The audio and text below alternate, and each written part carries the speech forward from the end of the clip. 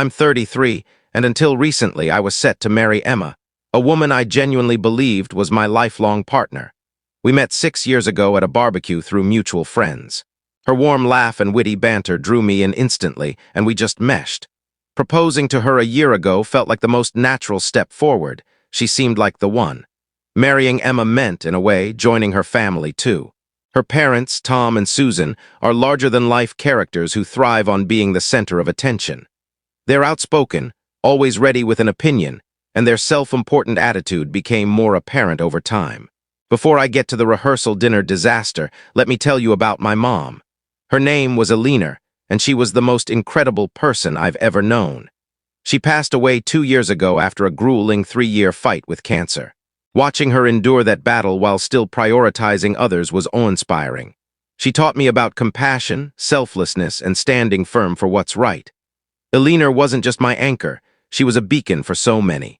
She had this quiet way of helping people without making them feel small or obligated. That included Emma's family, who owe her more than they'll ever admit. When I first introduced Emma to my mom, things seemed fine. Alina liked her and Emma was courteous. But as our relationship deepened, I noticed Emma's subtle digs about my mom, calling her overly hands-on or too eager to assist. It bothered me, but I chalked it up to her adjusting to my family. Alina did so much for Emma's family. Years back, when their diner was on the brink of collapse, my mom co-signed a loan to keep them afloat. No one else would take that chance, but she believed in them. She even helped reorganize their finances and devised a plan to turn the business around, which worked. The diner thrived, and Tom and Susan kept their livelihood. When their commercial stove broke, they couldn't afford a replacement. My mom covered the cost outright, never asking for repayment despite her own medical expenses later. That was just her nature. Then there was Emma's older brother, Nate. He was struggling to finish college because he couldn't pay for his final semester. My mom stepped in, covering his tuition so he could graduate. She'd say, "Knowledge is something no one can take from you." Beyond money, she gave her time, helping with their bookkeeping, even watching Nate's kids so he could study. Tom, Susan, and Nate never truly thanked her. They'd toss out a quick thanks, but never acknowledged the depth of her help. Alina didn't care about gratitude, she just wanted to make a difference. When my mom passed, I was shattered. She was my everything, and losing her left a void I couldn't fill. Emma seemed supportive at first, but looking back, it felt hollow. She'd say things like, "You need to let go," or "Alina wouldn't want you moping." It sounded reasonable but felt cold, like she was brushing off my grief. As the wedding approached, red flags started piling up. Emma dismissed any mention of my mom in wedding plans. I wanted a small nod to her in our vows, but Emma waved it off, saying, "Won't that bring everyone down? Weddings are for joy." I let it go to avoid conflict, but it gnawed at me. Tom and Susan's comments didn't help. They had a knack for making me feel lesser, like Emma was settling for me. Tom once quipped that Emma was elevating her life by marrying someone from a humbler background. Susan would say, "Love requires compromises," as if I was a burden Emma was graciously taking on. It hurt, but I stayed quiet for Emma's sake. In hindsight, I wish I'd spoken up sooner. I kept hoping things would improve after the wedding, but I was dead wrong. About a month before the wedding, things started unraveling. Tom and Susan offered to host the rehearsal dinner at a swanky restaurant they had connections with. I thought it was a generous move, maybe their way of making up for the snide remarks during planning. But soon it became clear it was more about them showing off. Susan kept boasting about how much effort they'd put into the dinner, saying it would be the event of the season. Tom bragged about securing such an upscale venue, reminding everyone how fortunate we were. It felt less like a gift and more like a platform for their egos. As the dinner neared, their true colors shone brighter. Every conversation with them carried a subtle jab. When I tried to confirm the guest list, Susan brushed me off with, "Don't worry about it, David.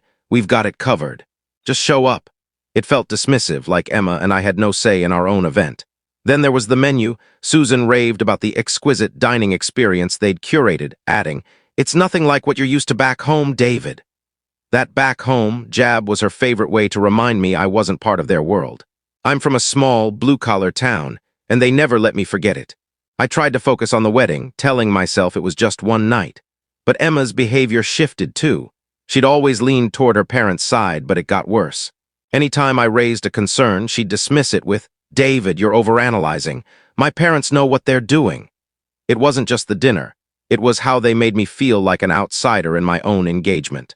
They acted like I should be grateful Emma even considered me, and she never defended me. She'd laugh along or shrug off my frustration.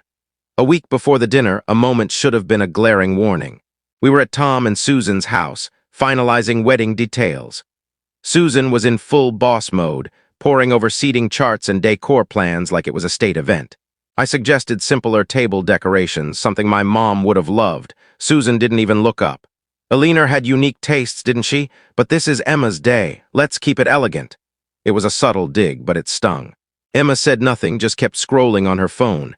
I wanted to call Susan out, but held back to keep the peace. I regret that now. Every slight added up, and I kept swallowing my pride, thinking I was avoiding drama. The rehearsal dinner arrived, and the tension was palpable. Emma and I drove to the restaurant together, but she was distant, glued to her phone. When I asked if she was excited, she muttered, "It's just dinner, David. Relax." Just dinner. When we arrived, Tom and Susan were already playing hosts.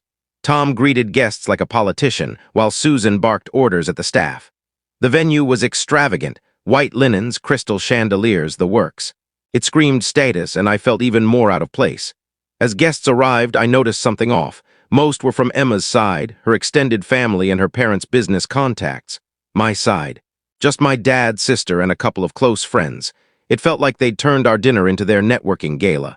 I pulled Emma aside and asked why my family was barely represented. She sighed, "Your family's small, David. We had to fill the seats. It's not a big deal."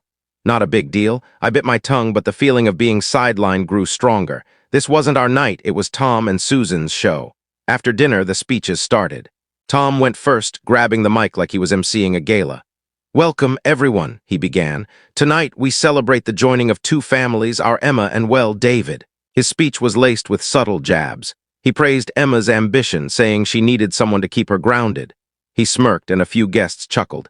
I sat there, stunned, as he went on about how Emma's always aimed high, adding, "While David wasn't our first choice, he's here." He let the pause hang like it was a punchline. Susan was next, striding to the mic like she was accepting an Oscar. She gushed about Emma, then took shots at me. "Emma's taught David so much already," she said, as if I was some project she'd taken on. Then she added, "We're thrilled to welcome David to the family. It'll be nice to have someone who's not afraid of hard work, right?" She laughed, and some of her relatives joined in. I looked at Emma, hoping she'd intervene. She just smiled along, then Tom took the micelles again. "One last thing," he said, clinking his glass. "Let's remember someone who shaped David, his mom, Alina." For a moment, I thought he'd say something kind. Instead, he smirked. "Alina was unique, always sticking her nose in, wasn't she?" Susan chimed in. "Oh, yes, always so eager to help, even when we didn't need it." My blood ran cold. They were mocking my mom, reducing her generosity to a joke. Tom continued, "She was generous, sometimes too much, if I'm honest." He winked like it was all a big laugh. "Let's hope David doesn't take after her need to control everything." The room went quiet, but they kept grinning, oblivious to the weight of their words. I looked at Emma, waiting for her to say something. She just giggled and said, "Dad, stop it," like it was playful banter. My fists clenched under the table, my face burning. They were trashing my mom's memory in front of everyone, and Emma thought it was funny. Susan walked over, her voice dripping with fake sweetness. "David, I hope you're not upset. We were just having fun." That was it. I stood up, my chair scraping loudly. "Are you kidding me?" I said, my voice trembling with rage. The room went silent, every tradition, everyone staring at me. Susan froze, Tom looked annoyed, and Emma whispered, "David, calm down." But I wasn't calming down. "You think it's okay to mock my mom?" I said, glaring at Susan. "The woman who saved your business, paid for your equipment, and funded Nate's education. You call her meddling like her help was a burden, and you think that's fun." My dad and sister were glaring from across the table, ready to back me up. Susan tried to laugh it off. "Oh, David, don't be so touchy. We were just sharing stories." Tom stood, trying to take control. "Enough, David. If you're going to overreact, maybe you're not cut out for marriage." That hit hard, showing how little he respected me or my mom. Emma tugged my arm. "Can we talk outside?" she pleaded. "No," I snapped, pulling away. "Not until your parents own up to their disrespect." Susan sighed, playing the victim. "David, you're ruining a happy night." "I'm ruining it," I shot back. "You ruined it by trashing my mom's memory." Emma, defensive, said, "I didn't know they'd say that." "But you laughed," I countered. "You didn't even try to stop them." The room buzzed with whispers. Tom pointed to the door. If you're so upset, leave. I considered it but looked at my dad, sister, and friends watching me. I couldn't let Tom and Susan spin this as me overreacting. No, I said firmly. I'm not leaving until you understand how vile this was. My mom saved your business, helped your son, and cared about you. You've turned her kindness into a punchline. That's not just rude, it's shameful. The room was silent. Tom muttered, "We didn't mean it like that." "It doesn't matter how you meant it," I said. "It's how it felt." She deserved better, and so do I. I grabbed my coat and walked out, my dad, sister, and friends following. Emma called after me, but I kept going. Outside, my dad squeezed my shoulder. "You did right, son. Elena would be proud." I nodded, but pride wasn't what I felt. Anger and betrayal consumed me. Emma's laughter showed me who she really was, and I couldn't ignore it, but walking away felt incomplete. They'd twist the story, paint me as the villain. I couldn't let that stand. "I'm going back," I told my dad. "Why?" my sister asked. "You don't owe them anything." "I know," I said, "but I'm not letting this go unfinished." My dad nodded. "We've got your back." "No," I said, "this is mine to finish." I walked back in, the room buzzing with whispers. Emma stood, pale and wide-eyed. "David, what are you doing?" she asked. I ignored her and faced the room. "Everyone, I need to say something," I announced. The murmurs stopped. "This wedding is off." Gasps filled the air. Emma's hands flew to her mouth. "David, no," she whispered. I raised a hand. "This isn't just about tonight. It's about marrying into a family that disrespects me, my mom, and everything I value. I won't live like that." Tom scoffed. "You're making a mistake, kid." I laughed bitterly. "A mistake? No, the mistake would be tying myself to people who think this is nothing." Susan, teary, said, "Let's talk tomorrow when you're calmer." "No," I said, "this is over." I looked at Emma, tears streaming down her face, and walked out. "David, please," she called, but I didn't look back. "I already did," I said, leaving the restaurant. The next morning, my phone was flooded with messages, Emma's apologies, Tom's threats, Susan's victim act. I ignored them. By afternoon, Emma showed up at my apartment, still in her dress, eyes red. "Can we talk?" she asked. I leaned against the doorframe. "What's left to say, Emma? I was clear last night." "I know you're mad," she said, trembling. "But we can fix this." I shook my head. "You don't get it, this isn't fixable," she cried, saying she was scared to challenge her parents. "Scared of what?" I snapped. "Of making a scene. You let them mock my mom." She had no answer, just tears. I waited for her to show she understood, but she didn't. "It's not just your parents," I said. "It's you. Last night showed me who you are."